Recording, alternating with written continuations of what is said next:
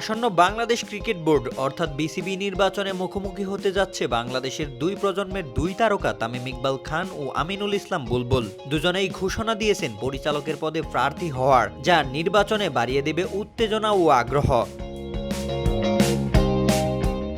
কদিন আগেই কালের কণ্ঠকে দেওয়া সাক্ষাৎকারে তামিম জানান তিনি বিসিবির পরিচালক পদে লড়বেন। তার দীর্ঘমেয়াদী লক্ষ্য বিসিবির সভাপতি হওয়া। এরপর থেকেই প্রশ্ন ছিল তামিমের প্রতিদ্বন্দ্বী কে হবেন। সেই উত্তর মিলল আজ। সিলেট জেলা স্টেডিয়াম পরিদর্শনে গিয়ে বুলবুল জানালেন তিনি পরিচালকের পদে প্রতিদ্বন্দ্বিতা করবেন।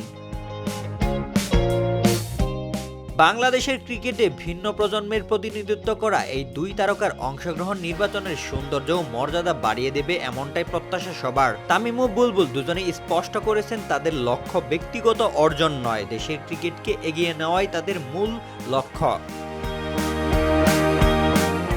তবে জনপ্রিয়তার লড়াইয়ে কে শেষ পর্যন্ত এগিয়ে থাকবেন আর কে বসবেন বিসিবির সর্বোচ্চ আসনে তা জানা যাবে আগামী অক্টোবরের নির্বাচনেই। মাঠে সাফল্যের পর এবার বোর্ডের লড়াই।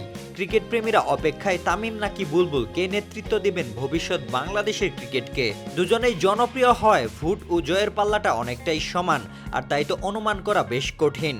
কারো কাছে ইয়াং তামিমই বাংলাদেশের ক্রিকেটকে উন্নত করতে সেরা চয়েস, আবার কেউ মনে করেন অভিজ্ঞ বুলবুলের হাত ধরে এখন যেভাবে এগোচ্ছে তারই ধারাবাহিকতায় ভবিষ্যতে বাংলাদেশ ক্রিকেট ব্যাপক পরিবর্তন আসবে। রোশন মনির, আলটিমেট স্পোর্টস।